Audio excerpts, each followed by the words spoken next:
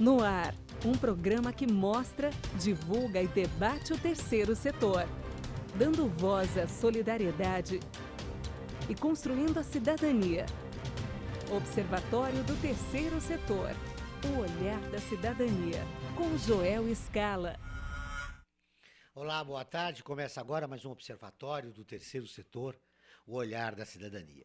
No programa de hoje nós vamos falar das revistas sociais, uma iniciativa que tem sua renda revertida para pessoas em situação de vulnerabilidade e organizações que desenvolvem projetos no terceiro setor. Para falar da importância desse projeto, das revistas sociais, nós vamos conversar com a Roberta Faria, que é editora executiva da editora MOL, que produz revistas, livros com renda revertida para causas sociais. Boa tarde, Roberta. Muito obrigado pela sua presença. Obrigada a você. Roberta, há quanto tempo você desenvolve esse projeto? Nós fazemos desde 2008 a revista Sorria e temos uma série de outras revistas e livros que surgiram depois desse lançamento. No total, a gente tem hoje 9 títulos no portfólio que já doaram mais de 16 milhões de reais para 30 diferentes instituições. Há uma pesquisa que revela que as pessoas estão lendo cada vez menos. Como é que vocês conseguem reverter isso? São duas questões, eu acho. Uma é que elas leem ainda muito, só não quer dizer que vão ler a revista da banca. E nisso eu acho que a gente consegue ganhar porque a gente não conta histórias que estão na mídia tradicional. A gente conta histórias de pessoas comuns que provocam um grande engajamento emocional. As pessoas se identificam com as histórias que a gente conta, se sentem inspiradas por elas e por isso continuam a ler nossas revistas. Outra coisa é que a nossa revista não é só uma revista, ela também é uma forma de doar para uma causa que é importante para você. Então, a revista deixa de ser só uma revista e passa a ser uma experiência mais completa. Isso, em um país como o nosso, profundamente injusto, né? Você contribui com uma causa social ainda com uma boa leitura? A ideia é essa, é que você possa fazer uma microdoação e você ser ajudado tanto quanto você ajuda. Muito bem, nosso outro convidado é o Tiago Massagardi, presidente da revista Ocas, que desde 2012 circula pelas ruas de São Paulo e do Rio de Janeiro como uma alternativa de geração de renda aos vendedores da revista. Tiago, boa tarde, prazer em revê-lo novamente. Já há algum tempo, né, Nunes? Já, nos conhecemos há um bom tempo já. É um prazer estar aqui. Tiago, essa experiência da Ocas já é exitosa, né? Que fases você imagina para a revista agora, nessa crise que a gente vive, crise social que a gente vive no país, onde as pessoas estão cortando despesas? Como é que você pretende encarar esse momento no país? A revista, enquanto uma iniciativa? Olha, Joel, eu acho que é uma boa reflexão a se fazer, né? Mas eu acho que a crise, no que diz respeito à questão da doação, ela não vai deixar de existir, né? Acho que as organizações e os nossos vendedores têm que ser mais criativos para poder podem diminuir, né? Mas acabar nunca. Acabar jamais, né? Eu acho que a gente vive crises não só financeira, mas crises das relações políticas, que de certa forma, lógico, interfere, né? Acho que o grande barato é que a doação ela é uma doação pequena, né? Uma compra de uma revista que custa R$5, ou como exemplo da MOL, são pequenas doações, mas que fazem grandes transformações, né? Muito bem. Como acontece todas as terças-feiras, o jornalista Frank Valverde, que é o colunista do Falando em Cultura. Boa tarde, Frank. Boa tarde, Joel. Boa tarde, Roberta. Boa tarde, Tiago. E você que está sintonizado no Observatório do Terceiro Setor. Frank, é uma iniciativa muito interessante a deles, porque do nosso lado, como jornalista, a gente vê sempre notícia ruim, né? Que fechou essa revista, fechou aquela. E eles conseguiram unir um atrativo para a leitura, com importantes informações e com um mercado de trabalho, com uma perspectiva de aumento de mercado de trabalho. Sim, eu acho que até talvez o sucesso dessas duas iniciativas, tanto da Roberta como do Tiago, é que, além de, claro, gerar empregos, também gera renda para as pessoas que estão à margem da sociedade, né? Então, acho que esse é um fator positivo que mostra e prova a sobrevivência desses projetos, né? Nós vimos aqui na semana passada, conversando com o nosso entrevistado a respeito dessa população de rua, né, que eles são carentes de informação, eles querem participar. Então vão à biblioteca, procuram leituras, e a revista deles é uma alternativa, né, para essa população. Sem dúvida. Muito bem, participe do nosso programa enviando uma mensagem através do WhatsApp. É 11 9 5077 1295. Repetindo, 5077 1295. Ou postando a sua pergunta ou comentário em nossa página no facebook.com/Observatório 3 Setor. Lembrando que o programa está sendo transmitido ao vivo em nosso portal observatório3setor.com.br, simultaneamente aqui na AltV e na Rádio Trianon AM 740, que eu cumprimento os ouvintes da Rádio Trianon. E estaremos lá na próxima quinta-feira, às 14 horas. Muito bem, Roberta, você colocou, quando você chegou aqui, tem uma série de publicações, eu fiquei assim impressionado. Vocês começaram com a Sorria, que você me falou, né? Isso, a revista Sorria é uma revista sobre felicidade e prazeres simples, vendida na Droga Raia por R$ 3,95 e toda a renda dela, depois dos custos de produção e impostos, é doada para o GRAAC e para o Instituto Ayrton Senna. Isso é muito bom. Esse todos... E a gente, depois do sucesso da Sorria, a gente foi replicando esse modelo com outros parceiros varejistas. A todos circula na rede de farmácias Drogazil, com renda revertida para 15 instituições em todo o Brasil, de apoio à infância e terceira idade. Sempre como parceiro uma grande organização, Sim, né? a ideia é ter sempre privada. como parceiro um varejista, no caso das revistas, porque isso faz com que a gente não tenha o custo de distribuição, que é responsável por metade do preço de capa de qualquer revista que você pague, geralmente na banca ou por assinatura. Quando a gente se aproveita da estrutura que já existe, de ponto de venda, de vendedores para oferecer, a gente consegue fazer revistas que custem muito menos. Aí agora, a todos aqui, na capa... Aqui deve ser do mês passado, né? E as revistas ali. Esse é uma imagem do nosso livro, que teve um lançamento, Eu Amo Correr, de alguns personagens do nosso livro. Todos os nossos projetos têm em comum o fato de contar histórias de pessoas comuns, anônimas, com feitos extraordinários, e acho que isso é também um segredo desse apelo, assim. São revistas todas com tiragens enormes. A Sorria hoje vende 220 mil exemplares por edição. Ela é a revista mais vendida do Brasil de forma avulsa, ou seja, sem contar aquelas por assinatura, está à frente a qualquer título que você pense da mídia tradicional, a gente vende mais.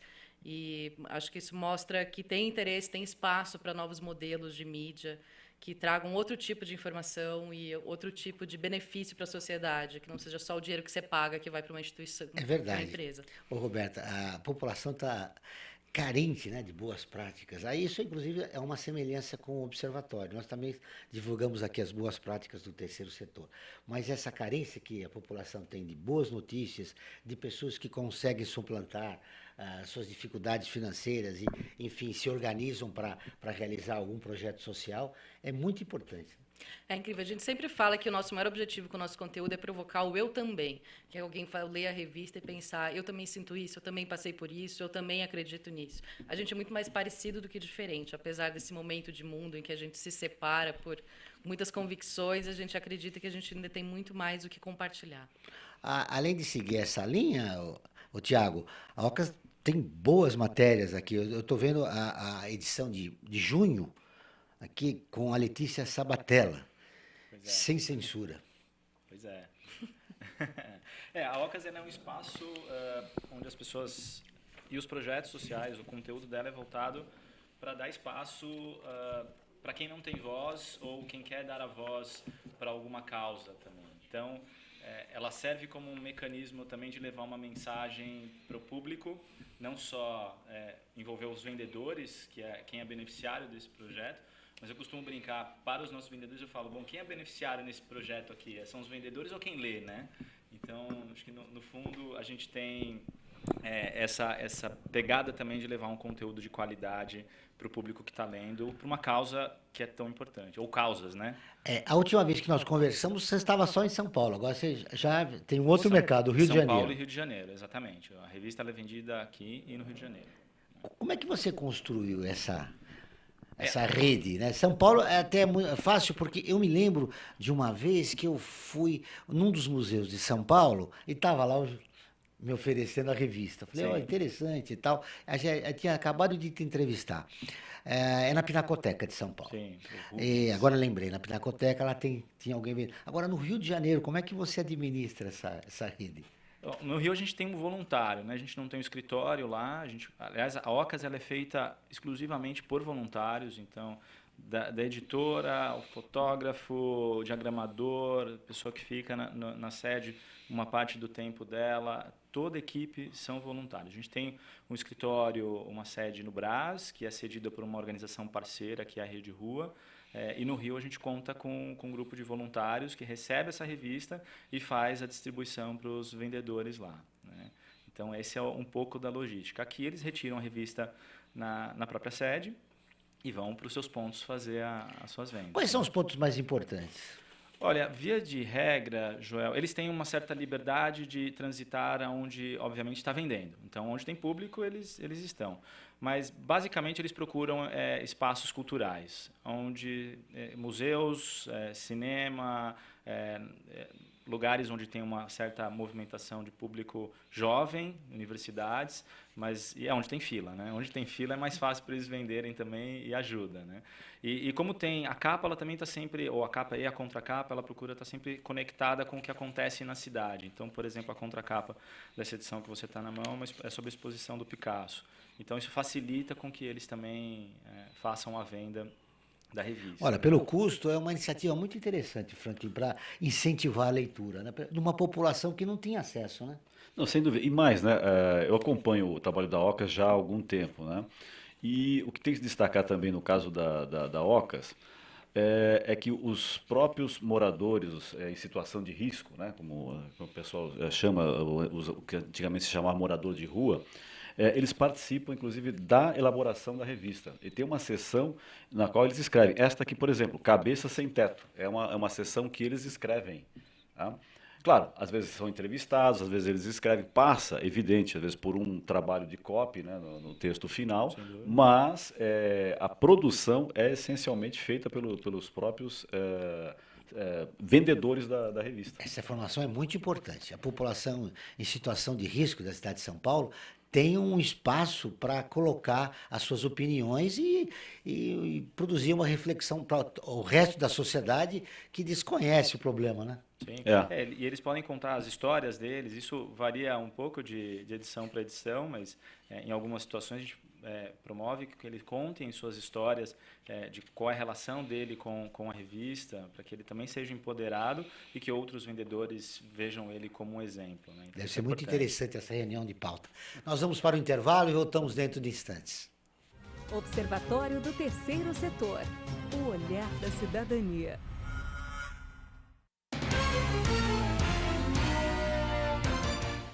O Observatório do Terceiro Setor é uma plataforma de mídia que desde 2012 se dedica a mostrar o trabalho das entidades de interesse social.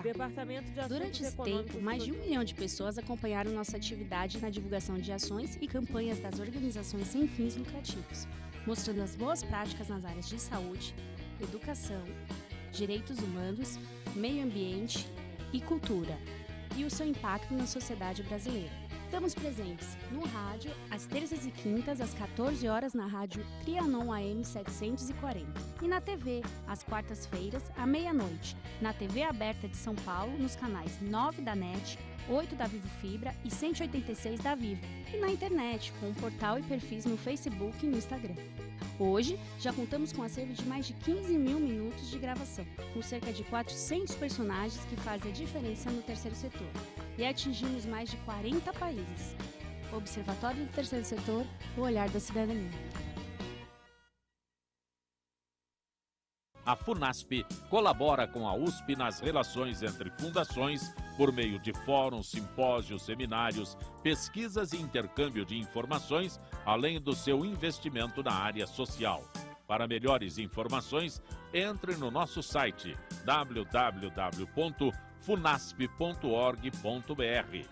FUNASP, um marco entre o universo acadêmico e a sociedade.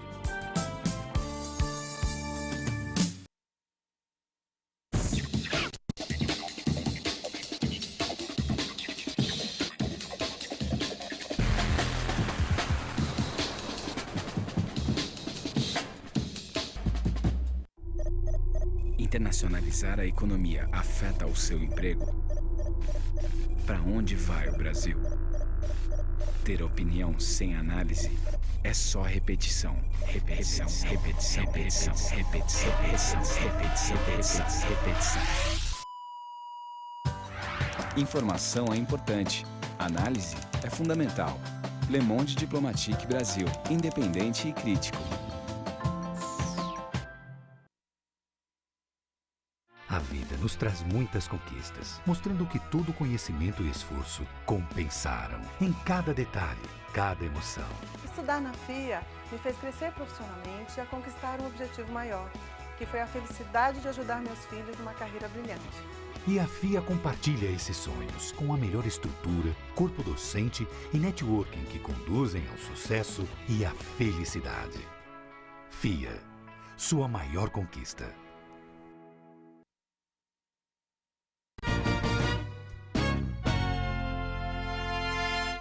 Observatório do Terceiro Setor. O olhar da cidadania. Muito bem, voltamos com o Observatório do Terceiro Setor, o olhar da cidadania.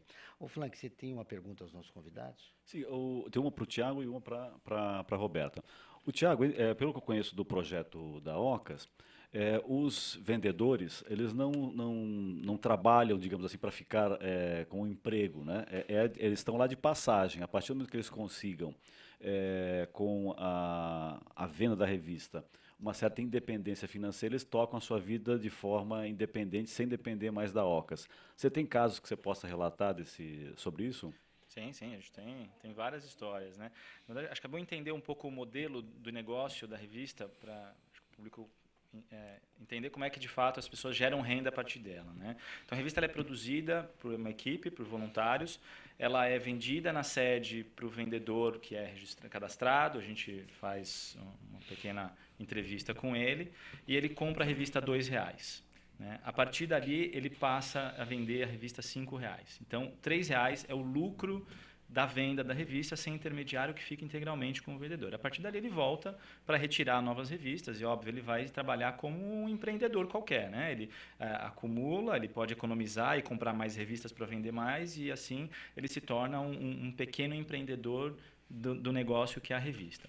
Então, a partir daí, ele gera renda e a ideia é sempre que ele inicie no projeto e ele saia do projeto.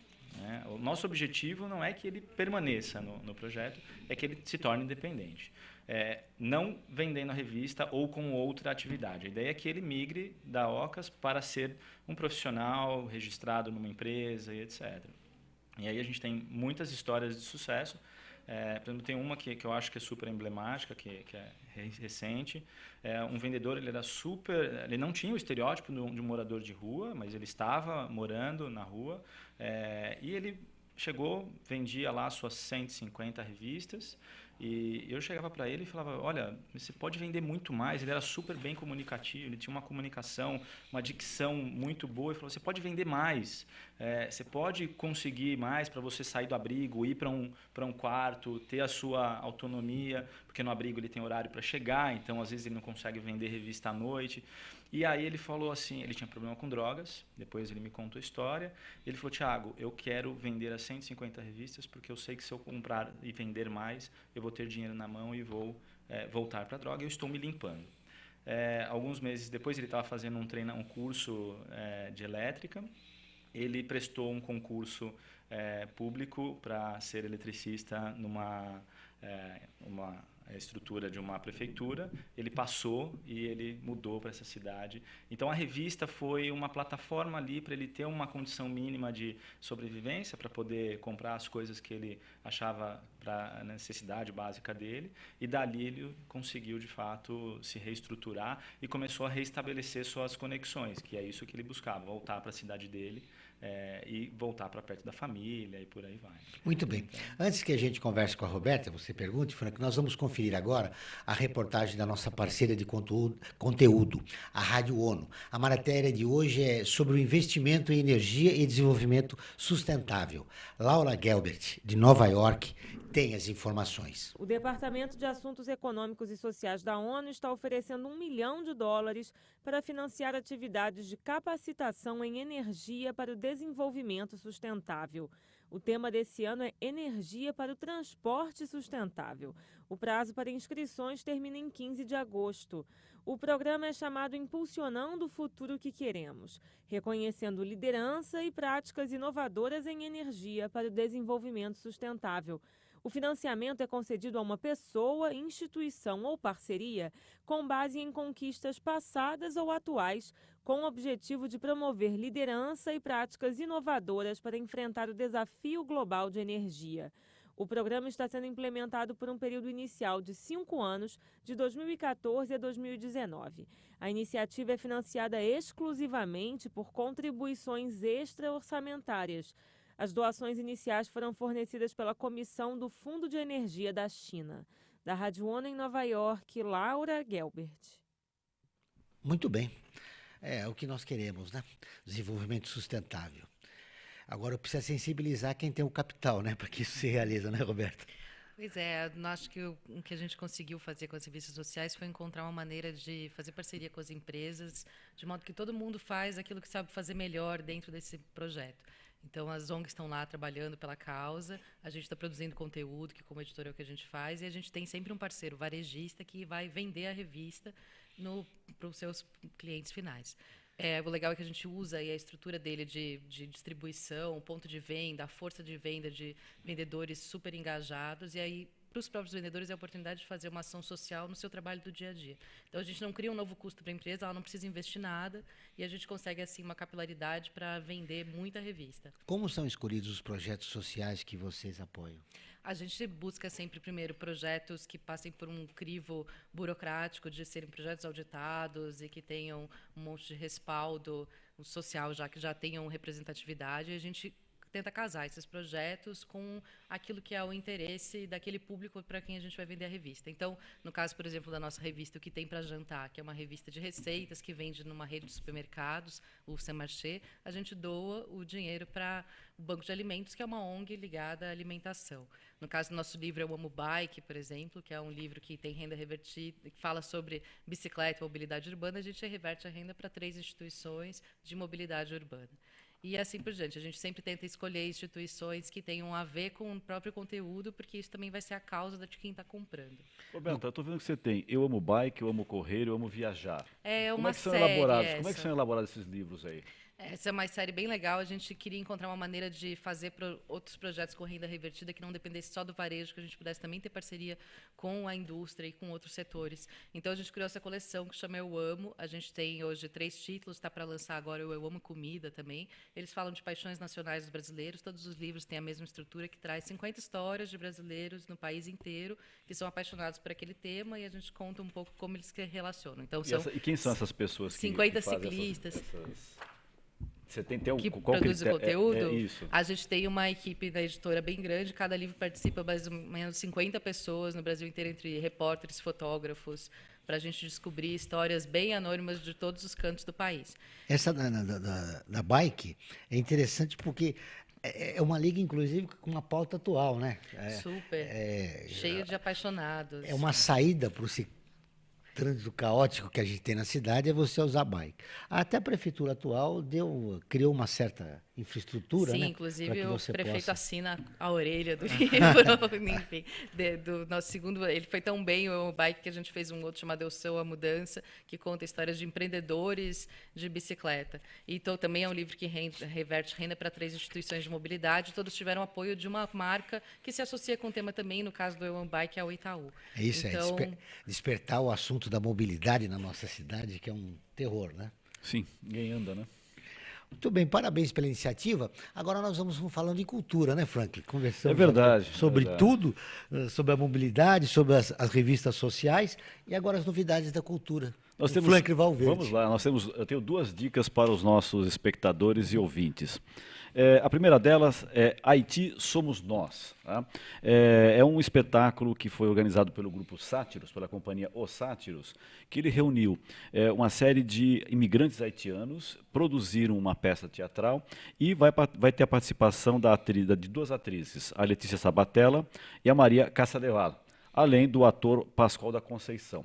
Os espetáculos vão acontecer nesta semana, a partir de amanhã, né, de quarta a sábado às 20 horas e domingo às 19 horas. O espetáculo é gratuito e vai acontecer no Centro Cultural Olido, na Avenida São João 473. né, próximo da Estação boa dica. República do metrô. Né? Só chegar um pouquinho antes, retira o ingresso e assiste a peça gratuitamente.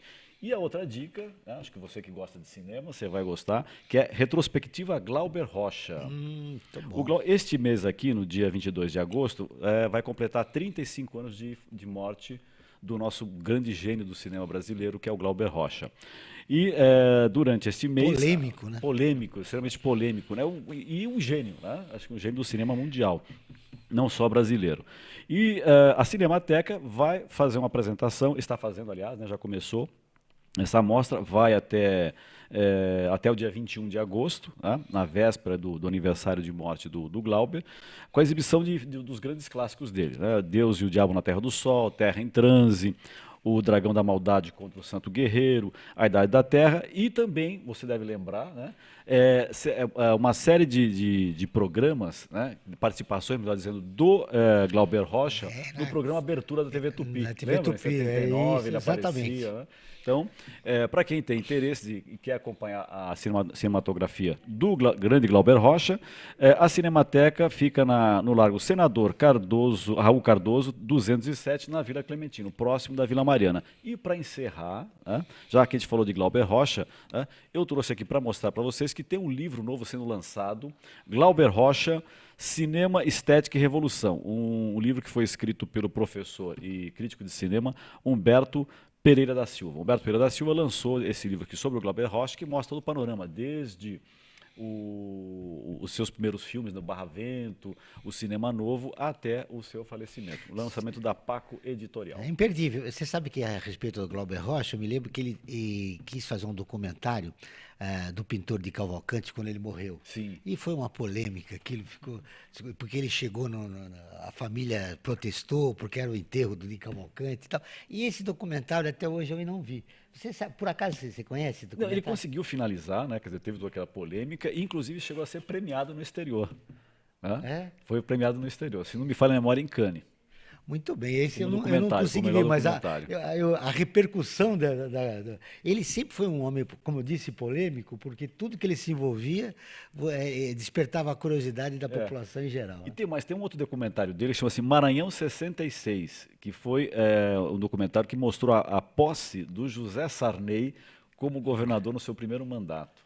Também bastante polêmico. Um dos poucos cineastas intelectuais que defendia o José Sarney. Um dos Pelo menos nessa fase. Os únicos. Deve ser por isso, no início da carreira dele. Uma coisa também, Franco, eu queria lembrar você, nesse fim de semana eu fui numa indicação que você deu, que foi aqui na Caixa Federal, ali na Praça da Sé, aquela exposição da Revolução Civil Espanhola. Muito boa. Boa muito demais, boa. Né? Realmente. E é completa, porque era aquela mala que, depois de 70 anos perdida, foi descoberta no México por um irmão, né, do Robert Capra. E ele descobriu, eles estavam os negativos lá. E esse é o resultado. Esteve em 2 países no exterior e veio para o Brasil. Realmente é imperdível. É imperdível. E é gratuito. Recomendo também. Muito boa mesmo. Vamos continuar aqui. Vamos falar um pouco com o Tiago agora, né? Tiago, você viu, ele falou da Letícia, envolvida nesse projeto aí dos refugiados no teatro. É uma artista polêmica, porque recentemente, agora, né, no fim de semana, ela foi agredida, né, por manifestantes do Rio. Então, a tua pauta está em alta. Está em cima, né? Você... Vamos mandar imprimir mais agora para vender. Bom, esse foi um acaso, né, infeliz, porque foi uma agressão. Obviamente, a gente não gosta de ver esse tipo de situação, mas sim, a gente procura colocar na capa assuntos que estão em alta e relacionado à cultura, relacionado à questão social. Esse é o propósito da revista, né? Sempre está atualizada, a gente faz impressão a cada 2 meses, então não dá para ser tão atual quanto os grandes meios que circulam, mas a gente tenta... A próxima edição vem quando? Ela já está chegando. Já está chegando? Próxima semana já está nas ruas. Já. Dá para anunciar alguma coisa legal? Não, ainda não posso. Não pode? Muito. E como é que você constrói essa pauta? Baseado que, por exemplo, você falou que foi, honestamente, você falou que foi uma coincidência a entrevista com a Letícia Sabater. Mas a sua pauta é baseada, claro, você já disse, em questões sociais, mas por que você chega numa atriz dessa? Pelo seu trabalho como cidadã, pela sua atividade política, ela é uma ativista de direitos humanos. Sim. Enfim, como que você chega, né, na grande matéria de capa? A gente tem uma equipe editorial que cuida disso, não é a minha parte desse trabalho todo, então tem uma equipe que se reúne e discute qual vai ser a linha editorial da edição. A gente tem uma curiosidade interessante, né, que a revista ela tem o logo da revista, tem o aspas no final. Então, essa aspas é com o intuito de dar a voz para a pessoa falar sobre o que ela raramente tem a oportunidade de falar nas grandes mídias. Então, eu tenho um exemplo super bacana, o Marco Nanini, pouca gente sabe do super projeto, um projeto super bacana que ele tem em Gamboa, lá no Rio de Janeiro, de teatro para estivadores. Ele nunca tem a oportunidade de falar isso nas mídias em geral e na revista ele teve esse espaço. Então, é um exemplo. Óbvio que ele consegue falar em outros espaços, mas aqui a gente dá esse espaço para ele. Então, óbvio que a gente também fala sobre o trabalho dele e tenta fazer essa conexão entre o trabalho dele com a causa social, né? E, óbvio, a gente procura quem tem esse perfil para dialogar com esse tipo de conteúdo, né? Muito bem, nós vamos para o intervalo e voltamos dentro de instantes com as perguntas dos nossos ouvintes e dos internautas. Observatório do Terceiro Setor. O olhar da cidadania.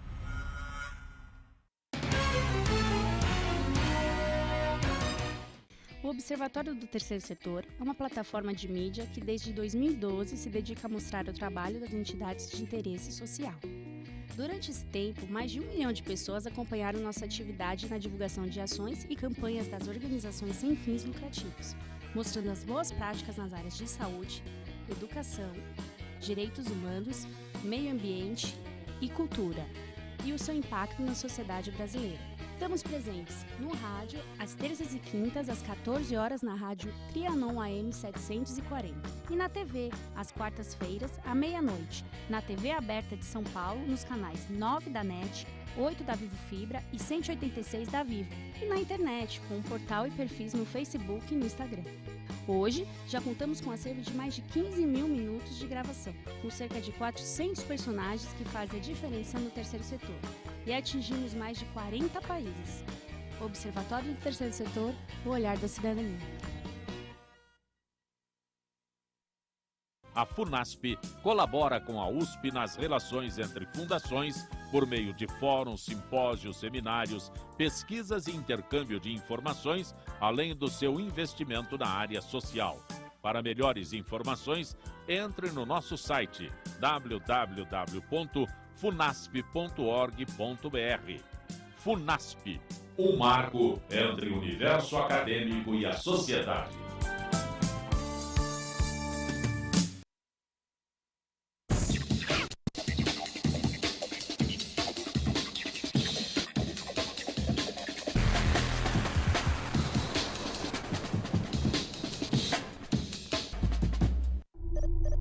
Internacionalizar a economia afeta o seu emprego?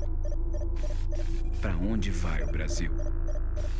Ter opinião sem análise é só repetição. Repetição, repetição, repetição, repetição, repetição, repetição, repetição, repetição. Informação é importante. Análise é fundamental. Le Monde Diplomatique Brasil. Independente e crítico. A vida nos traz muitas conquistas, mostrando que todo conhecimento e esforço compensaram em cada detalhe, cada emoção. Estudar na FIA me fez crescer profissionalmente e a conquistar um objetivo maior, que foi a felicidade de ajudar meus filhos numa carreira brilhante. E a FIA compartilha esses sonhos com a melhor estrutura, corpo docente e networking que conduzem ao sucesso e à felicidade. FIA, sua maior conquista.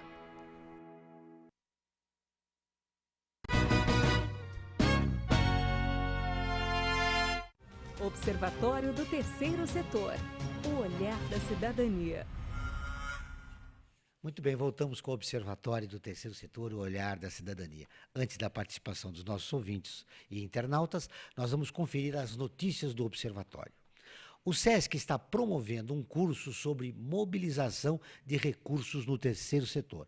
As aulas serão ministradas pela Márcia Mussalem, que é colunista do Observatório. A Fundação Itaú Social abriu um edital voltado à educação integral. As inscrições vão até a próxima sexta-feira, dia 5 de agosto.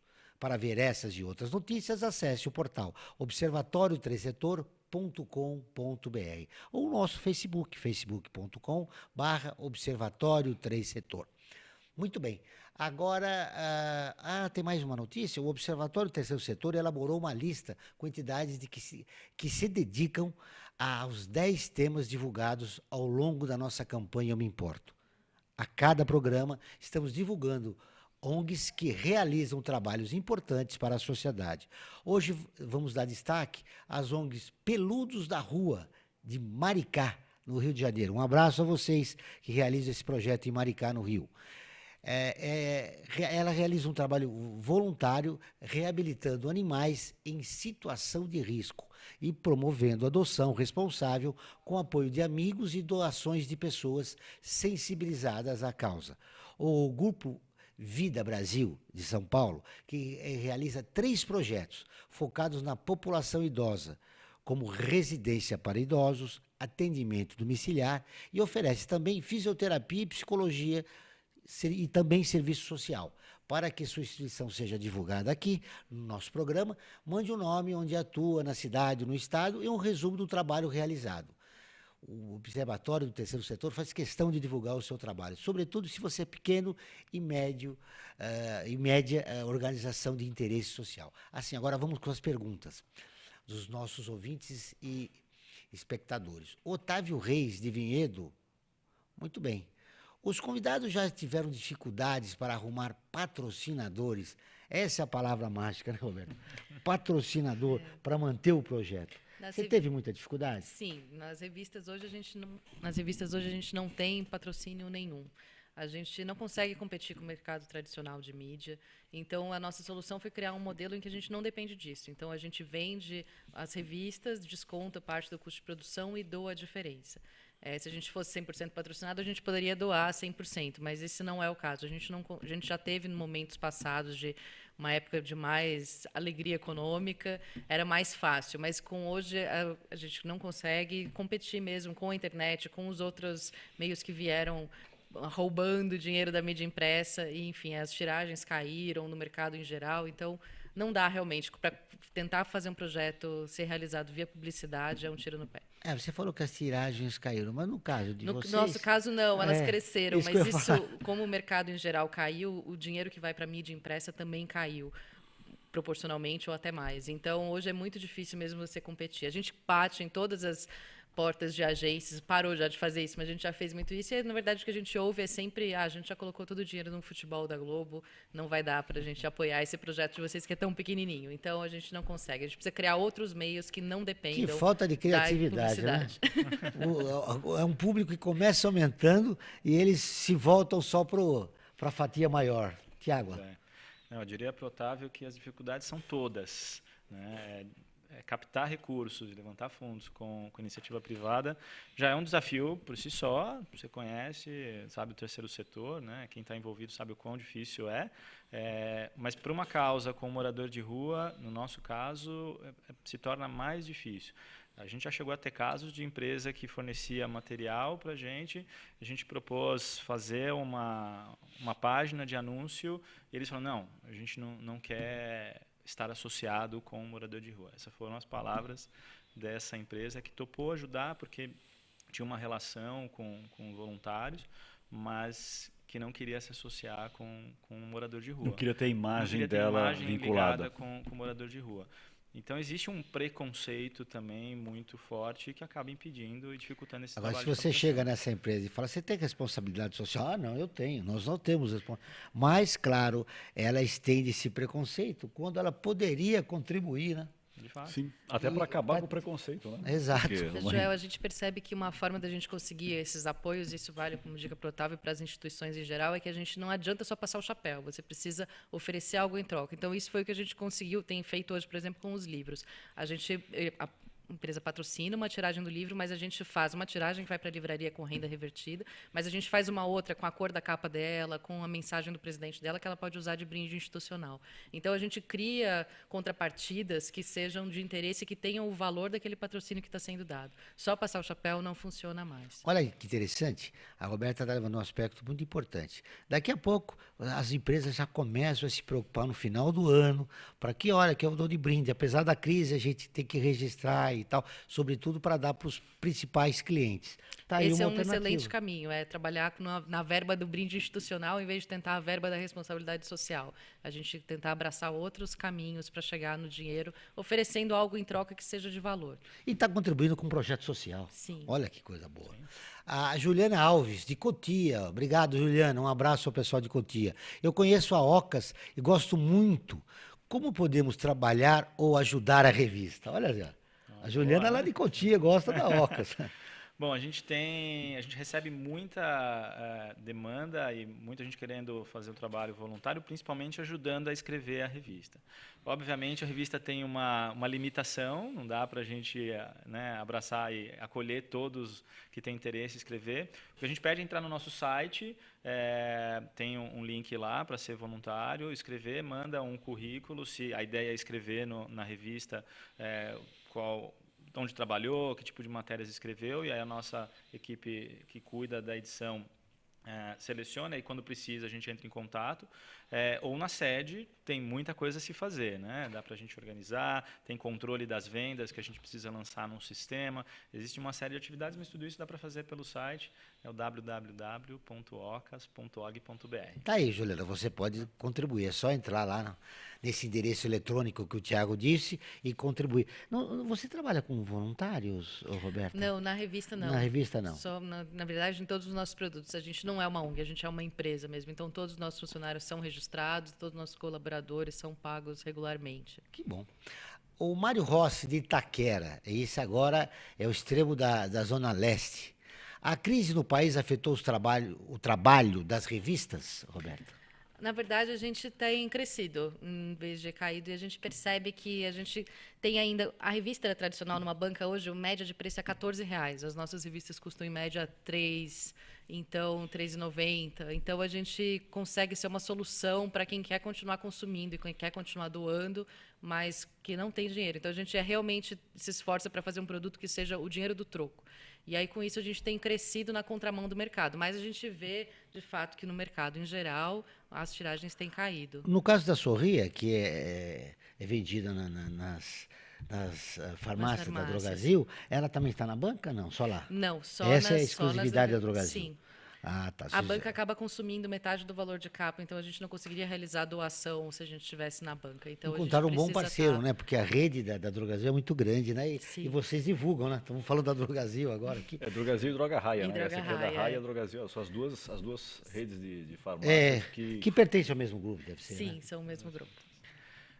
Como eu falei, não sei exatamente o quanto a crise tem afetado. Obviamente, a gente sente que as empresas acabam tendo um pouco mais de dificuldade, mas como a Ocas tem buscado pouco recurso com a iniciativa privada, em função da dificuldade, de fato, de convencer o empresariado, e como somos todos voluntários, a gente foca com a própria venda da revista sendo gerada e gerando renda para o projeto. A gente tem mantido nos últimos anos, tem sido regular a tiragem, então a gente não tem sido tão afetado. Não crescemos como na editora MOL, mas mantivemos o mesmo patamar. Que notícia boa, a MOL cresceu com a crise, né? Finalmente nós temos a boa notícia no terceiro setor, ligado à comunicação, né, Franco? Exatamente. Isso é Manteve muito bom. lá os jornalistas que trabalham na editora, que muito bom.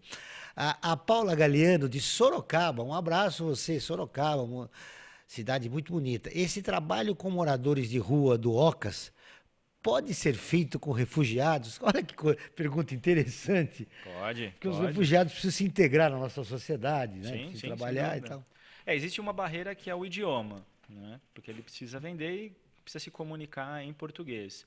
Mas sim, ele pode, a gente recebe alguns refugiados, a gente conversa com algumas organizações que querem trazer, mas a barreira acaba sendo angolanos a língua, é possível, né? Os angolanos... Sim, é possível. Aquele que tem já um pouco Paulo, mais de conhecimento e já está aqui um pouco de tempo, super bem-vindo. Você viu, olha que interessante ouvinte ou internauta lá de Sorocaba. Como funciona a rede de solidariedade, né? Ela já imaginou, olha, precisa integrar os refugiados, eles têm problema de trabalho, aí seria uma forma de facilitar, deles começarem a se relacionar nesse novo mundo que eles estão vivendo, né? Aí, Franklin. Então, uma pergunta interessante que eu teria para o Thiago. A Ocas, ela tem um trabalho, além da venda das revistas, algum trabalho na área de psicologia, por exemplo, de atendimento a essa população? Sim, a gente tem uma psicóloga que semanalmente vai lá voluntariamente e faz um atendimento com os vendedores, fazendo um trabalho de psicodrama com eles, é a Maria Alice, e ela ajuda nesse complemento. A gente tem outras oficinas e atividades que a gente desenvolve com eles para escrever textos, por exemplo. Então existe uma série, porque a revista ela gera renda, mas a gente precisa trabalhar outras questões psicológicas com eles, de autoestima. Então a gente desenvolve uma série de atividades paralelas à revista também. Muito bem, nós vamos para o intervalo e voltamos dentro de instantes. Observatório do Terceiro Setor. O olhar da cidadania.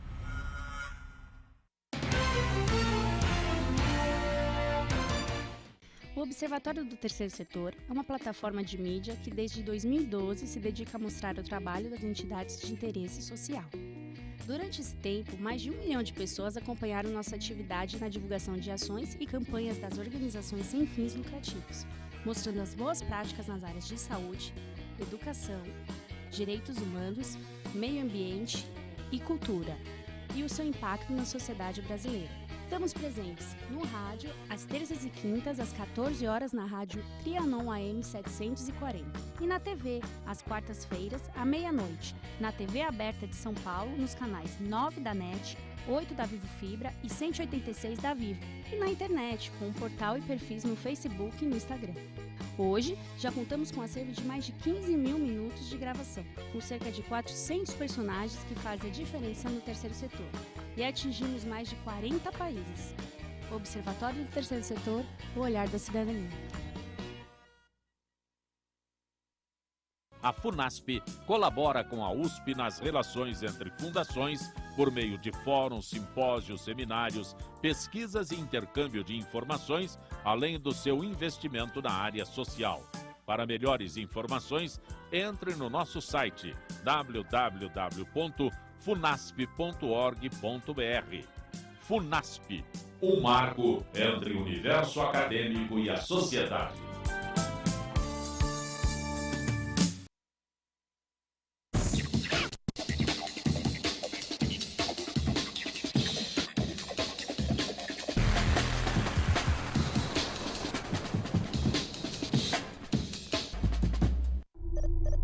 Internacionalizar a economia afeta o seu emprego?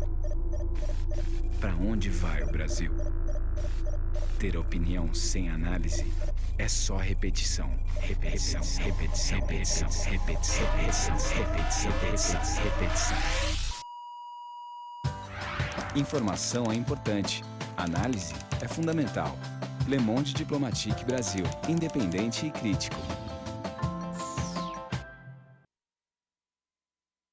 A vida nos traz muitas conquistas, mostrando que todo conhecimento e esforço compensaram em cada detalhe, cada emoção. Estudar na FIA me fez crescer profissionalmente e a conquistar um objetivo maior, que foi a felicidade de ajudar meus filhos numa carreira brilhante. E a FIA compartilha esses sonhos com a melhor estrutura, corpo docente e networking que conduzem ao sucesso e à felicidade. FIA, sua maior conquista.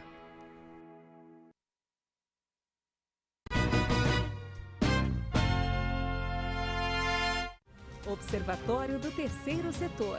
O olhar da cidadania. Voltamos com o Observatório do Terceiro Setor, o olhar da cidadania. Você sabia que 20% dos acessos ao portal do Observatório do Terceiro Setor são de pessoas fora do nosso país? Vamos agradecer agora aos Estados Unidos, a Rússia e Portugal. Os Estados Unidos é o primeiro, a Rússia é o segundo e Portugal o terceiro. Os 3 países que mais acessam o portal. O quarto é a China. Muito bem, é um agradecimento aos nossos. Nós estamos em mais de 40 países. Frank, nós, de repente, a gente vai ficar mais conhecido fora do que dentro do nosso país. Esse é o mérito, esse né? é o caminho do brasileiro, né? O brasileiro acaba às vezes fazendo mais sucesso fora do que aqui dentro, né? Vamos dizer, o Tom Jobim, você tem que lá fora você mata um leão, você vive a vida inteira porque você matou um leão, que você tem que matar um por dia, né? Muito bem, lá fora a gente já foi reconhecido, agora falta aqui. Você não pode perder amanhã, quarta-feira, meia-noite, na TV aberta de São Paulo, nos canais 9 da NET, 8 da Vivo Fibra e 186 da Vivo, o nosso programa de TV. A entrevista é com a advogada e colunista do Observatório do Terceiro Setor, Maíra Zapater. Ela fala sobre direitos humanos da mulher e também sobre os 10 anos da Lei Maria da Penha, que é comemorado esse mês, se não me engano, no dia 7 de agosto. A partir da semana que vem, o nosso programa ao vivo será transmitido apenas na Rádio Trianon, AM 740. Em setembro, nós voltaremos com novidades e novamente com o nosso programa aqui na web.